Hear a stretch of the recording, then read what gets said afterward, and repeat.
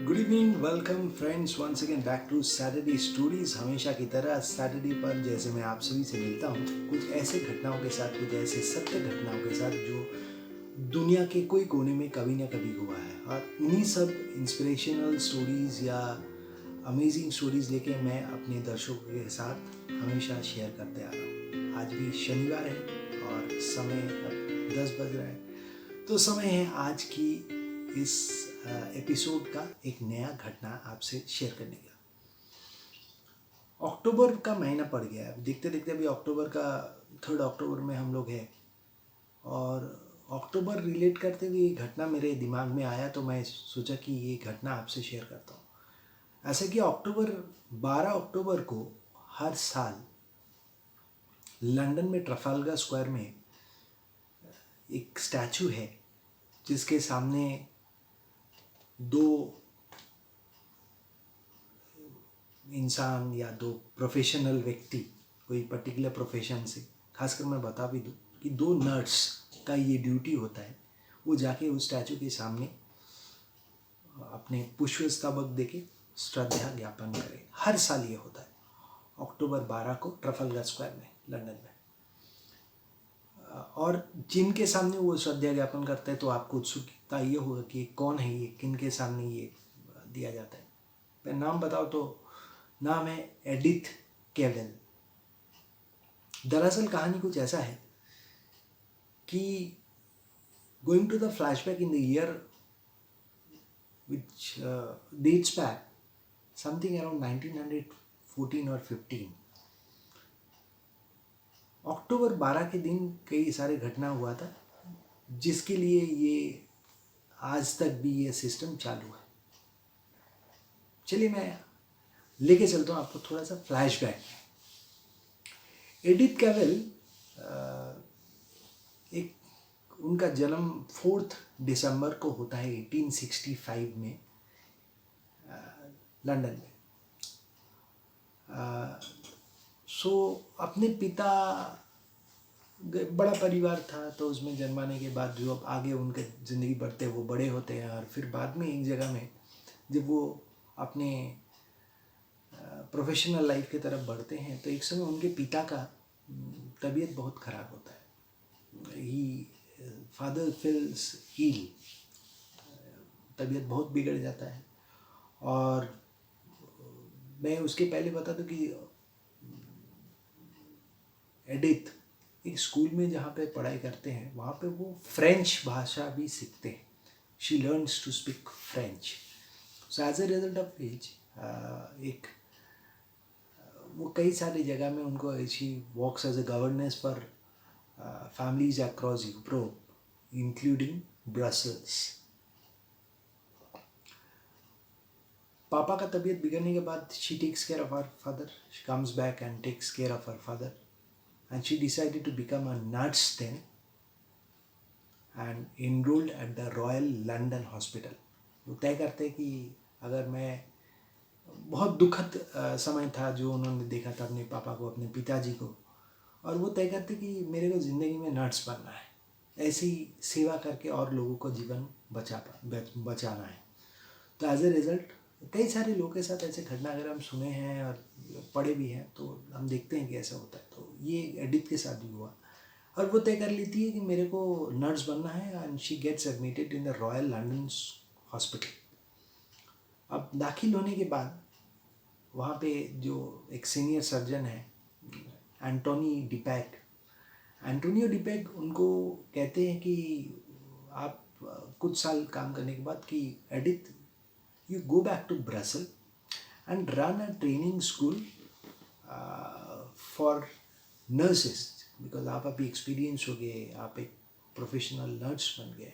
So you go back to Brussels, your own place, and run a school for the nurses, aspiring nurses, those who are coming to this field at Berkendale Medical Institute। ये उनको suggest किया। इसके बाद Edith केवेल return वापस आ जाती है। ये समय मैं जब का बयान कर रहा हूँ तब 1913 ऐसा उस समय का मैं बता रहा हूँ। 1914 में एडिथ जब वापस आके ब्रसल्स में बर्कंडल मेडिकल स्कूल में अपना ट्रेनिंग स्कूल चालू करते हैं फॉर एस्पायरिंग नर्सेस, जो उनके लिए ट्रेनिंग स्कूल खोलते हैं। 1914 में पहला विश्व युद्ध शुरू हो जाता है, the first world war starts. And उस समय जर्मनी यहाँ पे धावा बोल देते हैं, because Germany invaded Belgium. Edith का जो क्लिनिक था ये बेल्जियम में था, सो एज ए रिजल्ट जो क्लिनिक उनका था वो further it was converted into a medical aid centre for those people those who are soldiers in the war, for both Germans and allies, दोनों के लिए। क्योंकि नर्सिंग सेवा एक ऐसा सेवा है, वहाँ पे कौन कौन सा देश से है, क्या आता पता है, वो देखा नहीं जाता है, क्योंकि इट्स अ नोबल प्रोफेशन।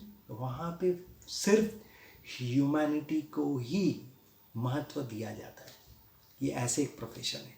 ये एक डॉक्टर का भी नहीं, अभी हम लोग कोविड के सिचुएशन में क्या डॉक्टर का भी देखता है कि पेशेंट गरीब है या अमीर है, अगर देखते भी है तो होना नहीं चाहिए, बिकॉज मेडिकल साइंस वही सिखाते हैं। जब वो ओथ लेते हैं ना, तब वही सिखाया जाता है कि हम सेवा करने के लिए आए हैं, और सेवा, मनुष्य जाति को सेवा करना ही हमारा कर्तव्य है। तो एडिथ ने जर्मन्स को भी ट्रीट करना था उनको, और एलिस जो था उनको भी ट्रीट करना था, because it was taken over by the red cross society. Red cross society क्या है? एक आंतर्जातिक सोसाइटी, आप सबको पता है। एंड रेड क्रॉस सोसाइटी में यही है कि आपको सबको सेवा करना है, इट्स अ वॉलंटरी ऑर्गेनाइजेशन। तो 1914 के इस वक्त पर एडिथ एक समय बताते हैं, I can't stop while there are lives to be save, because वही मेरे सबसे बड़ा कर्तव्य है। I can't stop from my duty, and I can think that whether he is a German or whether he is a British, whether he is a person from Belgium, for me everyone is same. I need to give support to all. It's my duty, I'm doing my duty. Anyway, आगे बढ़ते हैं। ऐसा है कि कहा जाता है कि इस समय में जब उस रेड क्रॉस अस्पताल में मरीजों भर्ती होते हैं जो कि वॉर में ट्रीटमेंट के लिए आते हैं, और खासकर सारे जो वही लोग आते हैं, सोल्जर्स आते हैं जो वॉर में घायल हुआ है, वही लोग वहाँ पे भर्ती होते हैं। तो ये कहा जाता है कि उस अस्पताल का नीचे एक टनल था, एक सुरंग, कनेक्टिंग टनल, और उसी का सहारा लेते हुए एडिथ ने उस समय में ब्रिटिश, फ्रेंच और जो बेल्जियन सोल्जर्स था उनको वहाँ से भाग जाने के लिए मदद दिया। अब बाद में एडिथ एक जगह, क्योंकि घटनाएं इसी से जुड़े हुए, वहाँ पे उनका ट्रीटमेंट किया, उनको जो सपोर्ट देना था दिया, सबको दिया, हालांकि सबको सपोर्ट दिया, सबको ट्रीटमेंट दिया, बट कुछ हद तक फ्रेंच, ब्रिटिश और बेल्जियन सोल्जर जो था उनको भाग जाने के लिए एडिथ उस सुरंग से मदद कर दिया। बाद में एडिथ कभी बयान में यही थी कि अगर मैं उनको भागने में समर्थ नहीं करता, उनको हेल्प नहीं करता, तो उनको ये लोग मार देता, मतलब जर्मन्स ये मार देता, उनको शूट कर देता। अगर मैं उनको हेल्प नहीं करता, वो नहीं चले जाते, तो ऑलरेडी वो घायल होकर आए हैं अस्पताल में, और बाद में वो ठीक होने के बाद उनका ऐसे ही शूट आउट करके मार देता। तो मैं इंसानियत के नाते पर उनको भागने के लिए प्रयास किया ऑन अ ह्यूमैनिटी ग्राउंड। और बात यह है कि उस समय जर्मन्स का क्या अप्रोच था, आपने पढ़े हैं, आपको भी पता है।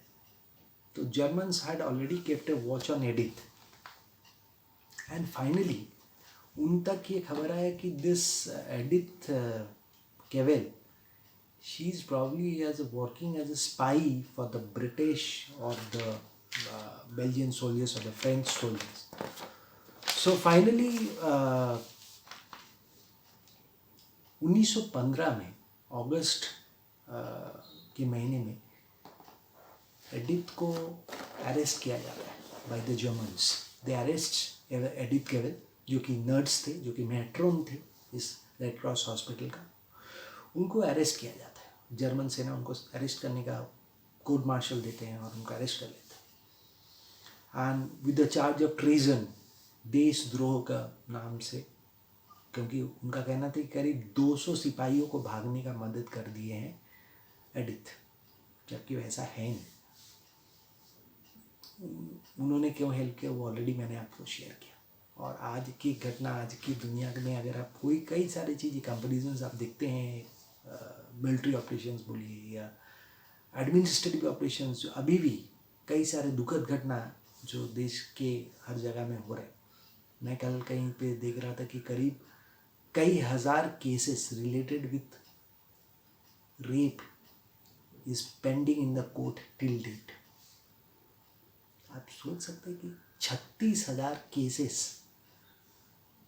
आई वॉज शॉक्ड. एनीवे, आगे चलते हैं इस घटना को लेकर. सो कोर्ट मार्शल यूज़ किया जाता है और कोर्ट मार्शल के तहत एरिक को अरेस्ट करके she is now kept in a solitary confinement for 10 weeks. करीब करीब 2-2.5 महीने के लिए उनको सॉलिटरी कन्फाइनमेंट में रखा जाता है. किसी को मिलने के लिए नहीं दिया जाता है. उनको एकदम पूरा एक अलग सा जगह में सेल में रखा जाता है. किसी से मिलने का इजाज़त भी नहीं था. हालांकि इस समय में एंड फाइनली जो कोर्ट का जो इंटरनेशनल लॉ के हिसाब से जो उस समय जो वर्डिक्ट है, she was sentenced for death. इसके लिए सोचिए, and that to death by the firing squad. ये वर्डिक्ट निकला कोर्ट का. Now diplomats from the neutral government of US and Spain, they protested against this verdict of the court कि ये इंसानियत नहीं है, ये गलत हुआ किसी के साथ. एक ऐसा इंसान जो मैनकाइंड को सर्व करने के लिए आए as a matron, as a nurse, उनके साथ ये सही सलूक नहीं हो रहा है. ये this is something really wrong and there was a heavy protest that arise that time. इस घटना को लेकर पोस्टर्स छापा गया, एजिटेशंस हुआ, लोगों में जागरूकता के लिए कैंपेन्स किया गया, but nothing work. Everything was in vain because you know what was the power of the Germans then. Finally, October 12th को Edith was fired by the shooting squad of the Germans. Publicly. मारा गया. सारे हाथ गोली करके मार दिया गया. And that becomes an end to this matron, the nurse, who served so many soldiers also for the Germans during her time. बाद में एडी देखिएगा कही थी कि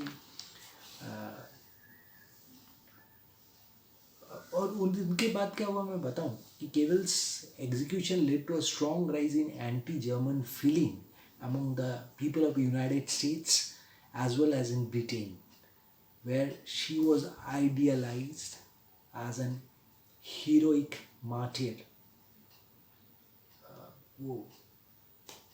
It was a death of glory.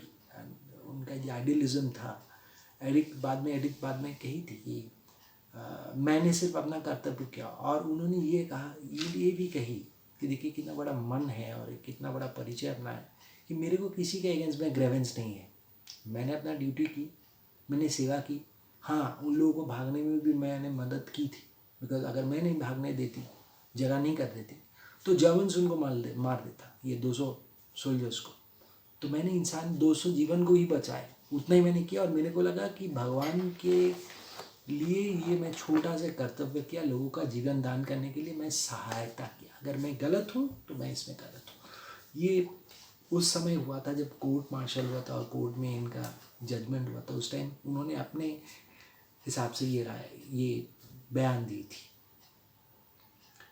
So after this the body of Edith was taken to London, and at London it was buried at Westminster Abbey, and there was a state funeral ceremony that was organized before the final. She was buried at the Norwich Cathedral, which was near to her own hometown. तो आज भी लोग इस cathedral के पास जाते हैं और Trafalgar square में आपको जो बताया वहाँ पे भी उनको श्रद्धा ज्ञापन करते हैं. एंड ब्रिटेन में आज भी या फ्रांस में भी आज भी उनको एक मार्टियर के हिसाब से माना जाता है और श्रद्धा भी ज्ञापन किया जाता है. So great inspirational and true story जो कि थोड़ा अलग डायमेंशन से है और it's a story of about humanity, a noble cause. So मेरे को लगा कि ये स्टोरी थोड़ा अलग टाइप का है, एक बार आपको भी सुनाया जाए. And that was all about the story of Edith Cavell killed on 12th October 1915. So thank you so much friends. सुनते रहिए. आज का स्टोरी थोड़ा शॉर्ट था, बट कल संडे है. संडे क्विज 5 बजे शुरू होता है. Do play the Sunday quiz on the channel YouTube, on my channel YouTube में fun time the party makers. Hope you are enjoying the quiz show also on every Sunday. अच्छे रहिए, अपने ख्याल रहिए. कल मुलाकात होगा आप सबके साथ संडे क्विज पर 5 बजे अपने यूट्यूब चैनल में. Thank you. Good night.